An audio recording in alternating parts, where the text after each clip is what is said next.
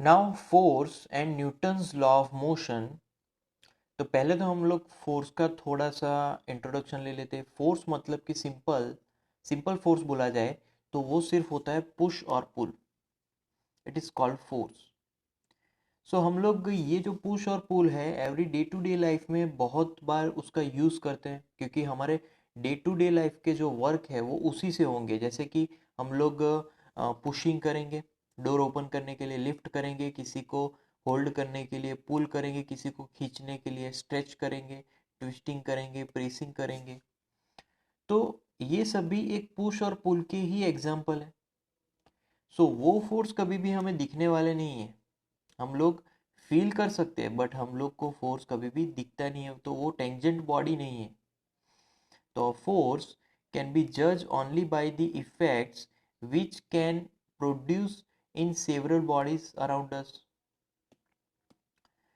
सी यहाँ पर एग्जांपल दिए, ये दोनों बॉयज है, वो एक भारी सा बक्सा खिसका रहे हैं। ये जो बॉय है वो ट्रॉली खिसका रहा है, इसके नीचे पहिए लगे हैं।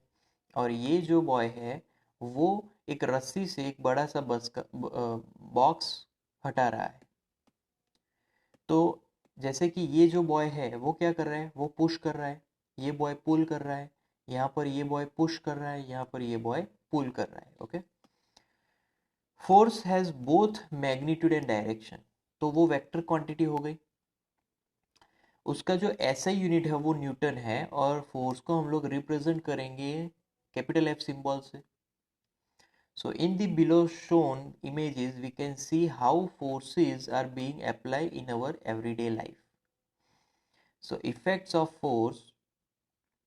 Force can make a stationary body in motion. For example, a football can be set to move by kicking it. हम लोग फुटबॉल जब खेलते हैं तो हम लोग किक करते हैं, तो वो हमने फोर्स अप्लाई किया। It is the example of pushing force, right.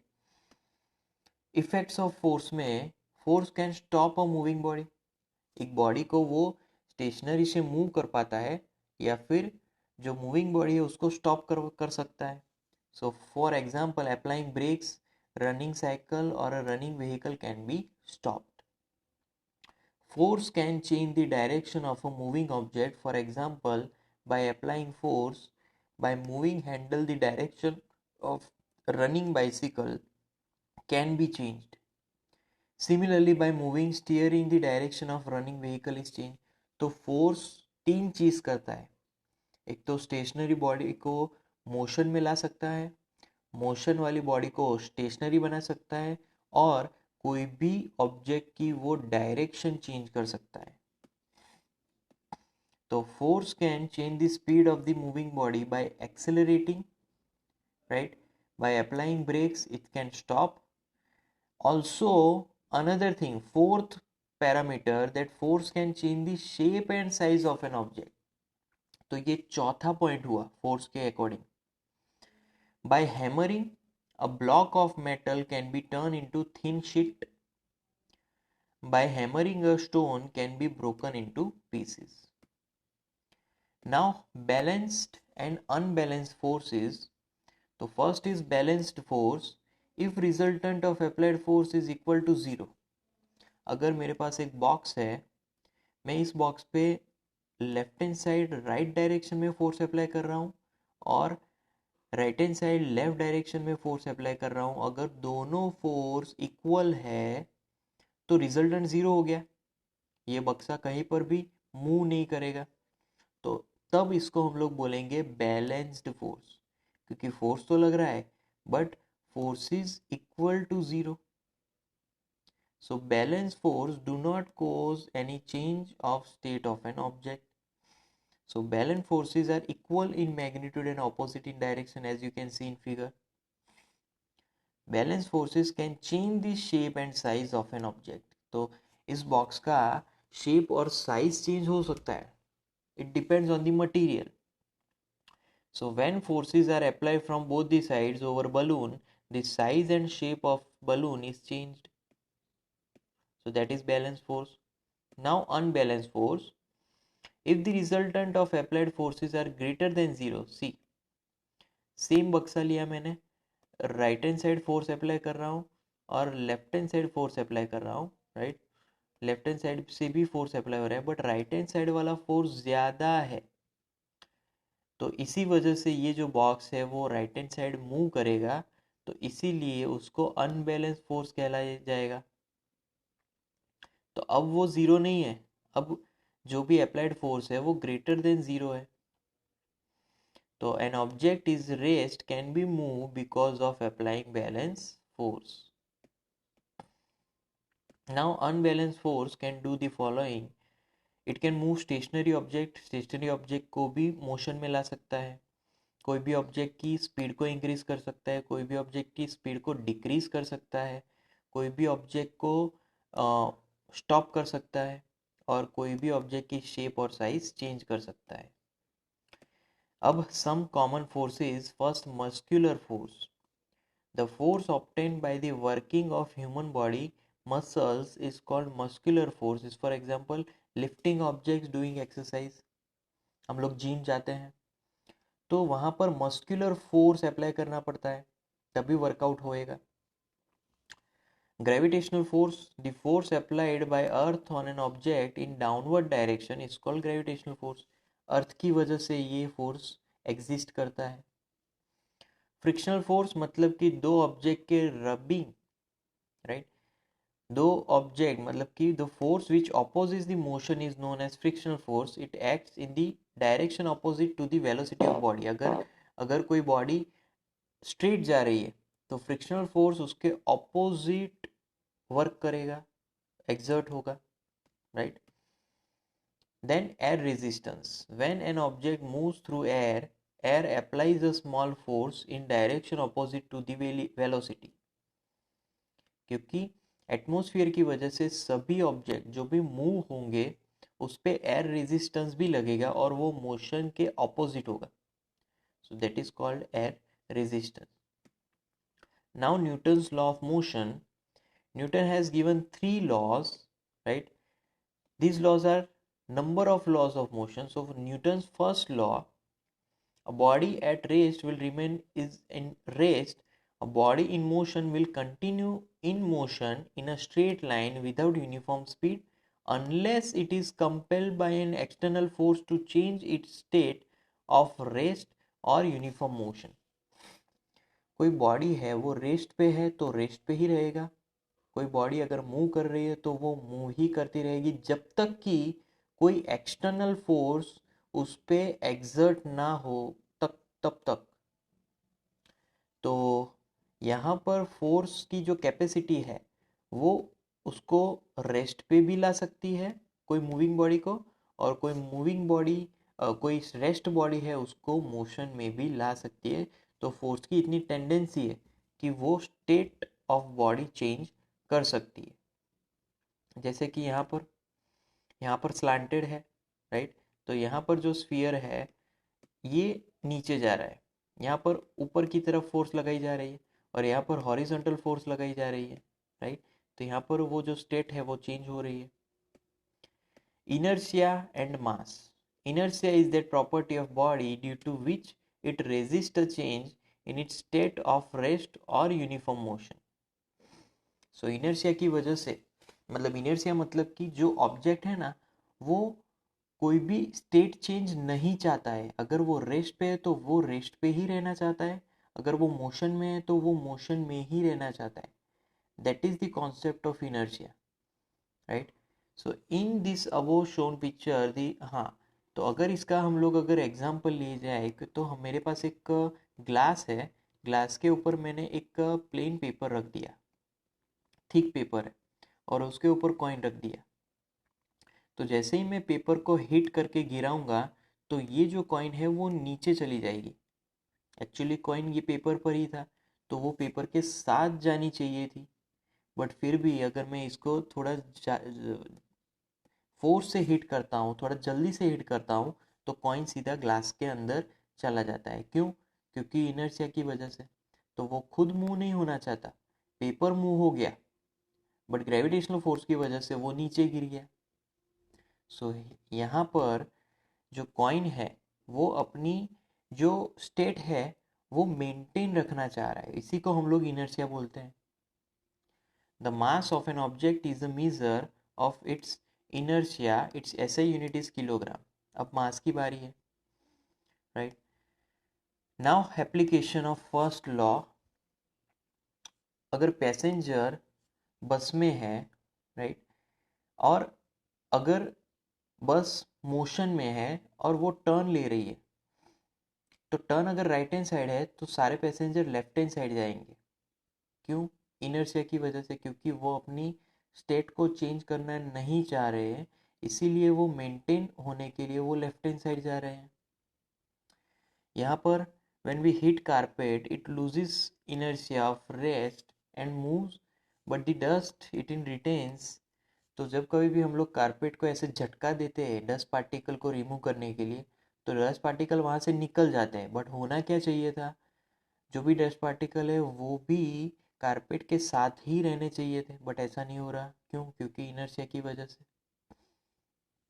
When tree is शेकन, उसके जो फ्रूट्स है वो रेस्ट पे रहना चाहते हैं, तो इसीलिए वो उनके साथ मूव नहीं करते, वो टूट जाते हैं और फिर नीचे गिरते हैं। हालांकि जो कि स्ट्रांग होगा वो टूटता नहीं, बट वो हिलता ज़रूर है। अगर आप ट्री को अपने तरफ खींचोगे तो वो फ्रूट अपोजिट वे में जाएगा, और अगर अपोजिट वे में जाएगा ट्री, तो वो फ्रूट अगेन ट्री के अपोजिट वे में जाएगा। एक और एग्जांपल मैं दूंगा। अगर आप कोई कार से जा रहे हो और कार अचानक ब्रेक लगाए, तो आप आगे की तरफ मुड़ोगे, क्योंकि इनर्शिया की वजह से आप उसी मोशन में रहना चाहोगे, बट फिर भी ब्रेक की वजह से आप आगे की तरफ जाते हो। वैसे ही अगर कार सडनली चल पड़ती है तो आप पीछे की तरफ जाते हो, बट एक्चुअली आप क्या होगा, इनर्शिया की वजह से आप उस जो मोशन है उसको मेंटेन करना चाह रहे हो, इसीलिए आप पीछे की तरफ जाते हो या फिर आगे की तरफ जाते हो। It depends on whether it is breaking और मूविंग सडनली। सो यहाँ पर देखो ट्री बताइए, तो कुछ फल है वो गिर गए हैं, तो ये इनर्शिया का ही एग्जाम्पल है। नहीं तो वो जो फ्रूट्स है वो ट्री के साथ ही मूव होने चाहिए थे, बट ऐसा नहीं हो रहा। ये कार वाला हो गया, राइट। जैसे ही हम लोग ब्रेक लगाते हैं वैसे ही क्या होता है, हम लोग आगे जाते हैं इनर्शिया की वजह से।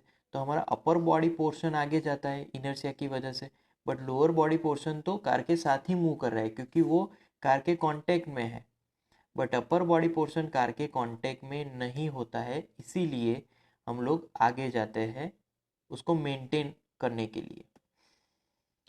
जैसे इनर्शिया की वजह से एक और एग्जांपल, यहाँ पर हमें लगेज को बांधना पड़ता है। एक्चुअली क्या होना चाहिए था, अगर इनर्शिया नहीं है तो लगेज भी एज इट इज कार पे ही रहता, क्योंकि कार के साथ ही उसको मूव करना है, बट फिर भी हमें उसको बांधना पड़ता है, क्योंकि अगर ब्रेक लगेगी तो ये लगेज आगे गिर जाएगा इस डायरेक्शन में।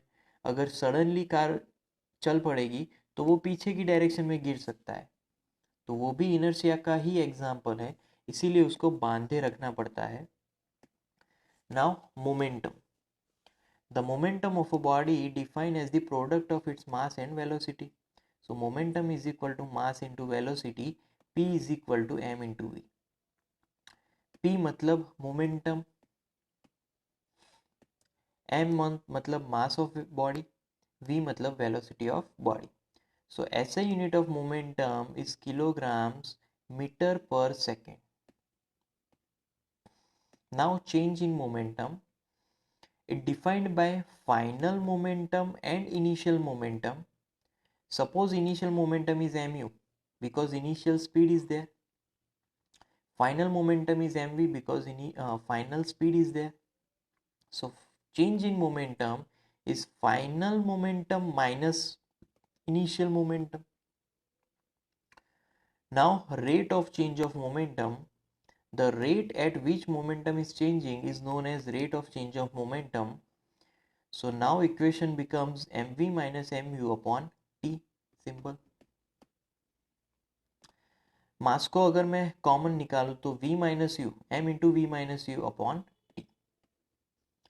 Now Newton second law, The rate of change of momentum of a body is directly proportional to the applied force and takes place in the direction in which the force acts.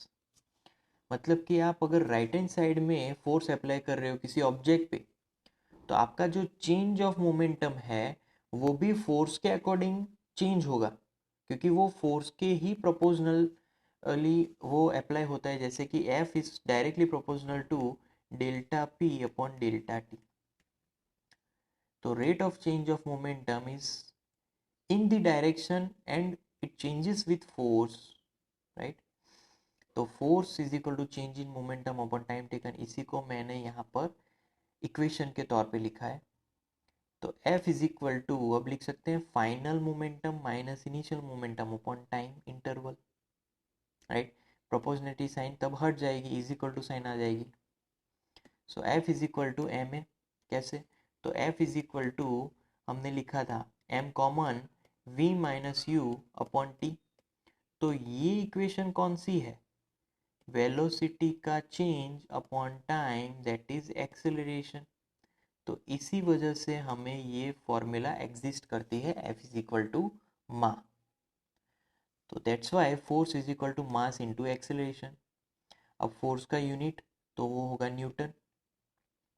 अब हम लोग 1 kilogram mass, तो 1 Newton को define करेंगे. 1 unit of force is defined as the amount that produce an acceleration of 1 meter second to inverse in an object of mass 1 kilogram. Application of Newton's second law. When we stop the ball gradually, we need to apply less force. This is easy and safe. If we stop the ball suddenly, we need to apply larger force, which is difficult and also injure our hand. जैसे कि cricket में जो season ball use होते हैं, अगर उसको मैं ऐसे ही हाथ स्टिल रख के कैच करूँगा तो मेरे हाथ डैमेज हो सकते हैं. तो क्रिकेटर्स क्या करते हैं, अपने हाथ जो है उसको मूवमेंट देते हैं पीछे की डायरेक्शन में, कि जिससे हमें टाइम ज़्यादा मिले, तो उसका मोमेंटम कम हो जाए या फिर उसका फोर्स भी कम हो जाए. तो जितना टाइम ज़्यादा मिलेगा, इसीलिए वो लोग उसको होल्ड करते हैं ऐसे पीछे खींच के, तो फोर्स कम होगा, और फोर्स कम होगा तो डैमेज कम होगा. Similarly, if high jump, if surface is hard, athletes body changes velocity with very less time. तो इसीलिए वो लोग रेत रखते हैं हाई जंप में, कि जिससे उसको बैठने के लिए, उसको जंप करके फिर नीचे लैंड करने के लिए टाइम ज़्यादा मिले और डैमेज कम हो. नहीं तो फिर जो भी एथलीट है उसको इंजरी होगी, राइट. तो इसीलिए हम लोग को सॉफ्ट मटेरियल गद्दा या फिर मैट रखना पड़ेगा जब कभी भी हाई जंप से कोई भी एथलीट लैंड करेगा. Similar see here. तो यहाँ पर हमें गद्दा या फिर बहुत सारी रेत रखनी पड़ेगी, कि जिससे वो जो कांटेक्ट टाइम है वो बढ़ जाए और फोर्स कम हो जाए. Now Newton's third law. Whenever one body exerts a force on another body, the second body exerts an equal and opposite force to the first body. Or every action there is an equal and opposite reaction. Simple is that. जैसे कि मैं कोई object पे force apply कर रहा हूँ, तो वो ऑब्जेक्ट भी मुझ पे उतना ही फोर्स अप्लाई करेगा. हालांकि ये ऑब्जेक्ट अगर मूव हो रहा है, राइट, तो वो फोर्स हमें दिखेगा नहीं, बट फिर भी वो फोर्स तो अप्लाई करेगा, बट वो फोर्स हमें दिखता नहीं है. बट अगर हमारे पास एक वॉल है और उस वॉल पे आप जोर से मुक्का मारेंगे, तो वो आपको ही डैमेज होगा, क्योंकि वो वॉल भी उतना ही फोर्स आप पे एग्जर्ट कर रहा है. तो अगर आपको एग्जांपल लेना है, तो आप जितना हल्के से मुक्का मारेंगे उतना कम डैमेज होगा, जितना भारी से मुक्का मारेंगे उतना ज़्यादा डैमेज होगा. तो ये यही लॉ रिप्रेजेंट करता है कि every action has its equal but opposite reaction, कि उसकी डायरेक्शन भी ऑपोजिट होती है, right. So application of Newton's third law. Gun applies force on bullet. आपने देखा होगा मूवीज में भी, जब गन फायरिंग कोई करता है तो उसको भी थोड़ा सा पीछे की तरफ जर्क लगता है. क्यों? क्योंकि बुलेट बहुत तेजी से आगे जाती है. तो जितना फोर्स बुलेट आगे जाती है उतना ही फोर्स गन को पीछे जाने में भी लगेगा, क्योंकि दोनों ऑपोजिट होगा। तो इसीलिए गन फायरिंग के दौरान according to Newton's third law वो पीछे की तरफ जाती है। जैसे कि AK-47 है, उसमें भी सेम चीज होती है। Then hose pipe applies large force on water, क्योंकि जो भी फायर ब्रिगेड्स है उनको बहुत ही ऊपर के फ्लोर तक पानी को पहुंचाना होता है। तो वहाँ पर जो पानी का फोर्स है वो बहुत ही हाई होता है। तो एक आदमी से वो मेंटेन नहीं होगा, क्योंकि जितना फोर्स वो आगे की तरफ अप्लाई होगा उतना ही फोर्स पीछे की तरफ भी अप्लाई होगा। तो पानी जितने फोर्स से आगे जाएगा उतना ही फोर्स हमें पीछे की तरफ भी मेंटेन रखना पड़ेगा। तो आपने देखा होगा कि फायर ब्रिगेड्स में जो होस पाइप है उसको कैरी करने के लिए 3-4 पर्सन्स खड़े होंगे। Man pushes the boat backward by Newton's third law. Boat pushes the man forward. आपने देखा होगा, right? Man pushes water back by applying force. Equal and opposite force on swimmer. Due to this force, man moves ahead. तो पानी भी उतना ही force लगेगा, इसीलिए swimmer आगे बढ़ पाते हैं। सिमिलरली हम जब चलते हैं तब हम जमीन पे जितना पुशिंग फोर्स अप्लाई करते हैं उतना ही जमीन हम पर वो फोर्स अप्लाई करेगा, तभी हम लोग आगे बढ़ पाएंगे, राइट। चीता applies force on ground in backward direction, तो उतना ही फोर्स जो ग्राउंड है वो भी चीता पे लगाएगा। Now conservation of momentum. If two or more objects apply force on each other with no external force, their final momentum remains same as initial momentum. तो total momentum before collision is equal to total momentum after collision. जैसे कि कोई दो spheres एक दूसरे से टकराते हैं तो उन दोनों का जो भी मोमेंटम पहले था टकराने के बाद भी वही मोमेंटम वही टोटल मोमेंटम रहने वाला है। हालांकि दो ऑब्जेक्ट की मोमेंटम चेंज हो सकती है इंडिविजुअली, बट उनका अगर हम लोग सम करें तो दोनों के ही मोमेंटम हमें सेम मिलेंगे। तो प्रैक्टिकल कंजर्वेशन ऑफ मोमेंटम, जैसे कि मैं एक एग्जांपल यहाँ पर दे दूँ तो मान लो कि हमारे पास दो स्फीयर है, ये स्फीयर आके इससे टकराता है तो इसकी मोमेंटम है 5 किलोग्राम मीटर सेकेंड इनवर्स। टकराने के बाद आगे जाके दोनों स्फीयर आगे मूव करेंगे, तो इन दोनों के मोमेंटम्स का अगर मैं सम करूंगा तो फिर भी मुझे 5 किलोग्राम मीटर सेकेंड इनवर्स फिर से मिलेगा। तो मोमेंटम हमेशा कंजर्व रहता है। इंडिविजुअली दोनों के मोमेंटम चेंज हो गए बट टोटल हमेशा सेम रहेगा, कांस्टेंट रहेगा। Similarly example are in rocket fuel is burn due to which gases are ejected downward. For conservation of momentum rocket moves up, क्योंकि बहुत ही जो भी रॉकेट है उसके नोजल में से बहुत सारी गैस बहुत ही फोर्स के साथ नीचे जाएगी, तो उतना ही फोर्स ऊपर की तरफ भी लग रहा है, तो मोमेंटम नीचे की तरफ ऊपर की तरफ कंजर्व हो गया। Fuel in jet plane burns and eject gases in backward direction, then by conservation plane moves ahead, simple.